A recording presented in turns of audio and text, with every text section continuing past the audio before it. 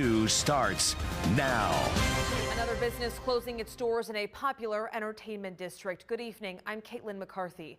The announcement comes after two other bars just announced they have shut down for good. Michelle Nix has the developing details. As we first told you, two bars in the Flats have suddenly closed their doors, and a third says it's closed at least for the season. And it seems the economy is making the cost of doing business too high. The price of going to a restaurant has risen rather dramatically, and a lot of people just can't afford it. Just days ago, owners of the bars and casual dining spots Inferno and Rum Runners, both in the Flats, abruptly and permanently closed their doors.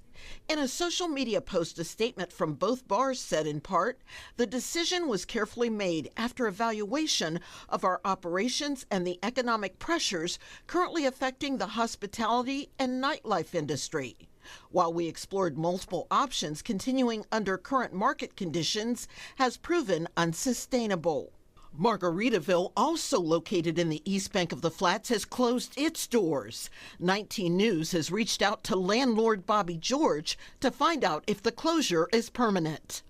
John Burke, a professor of economics at John Carroll University, tells me bars and restaurants are forced to pay more money to buy the food and drinks you enjoy, and in many cases they pass on the extra cost to the consumer by raising the price of a meal. But bars and eateries are also dealing with rising debt, high interest rates, and inflation. We're in a period of very dramatic change, not just in economics, but in politics and in social, our attitude towards the rest of the world. There's a lot of people having income insecurity, worrying about what's going to happen. Professor Burke says families also have the same challenges when it comes to their bottom line and no longer have the same amount of disposable income, with the cost of homes and cars rising as well. So going out in many cases can be out of the question.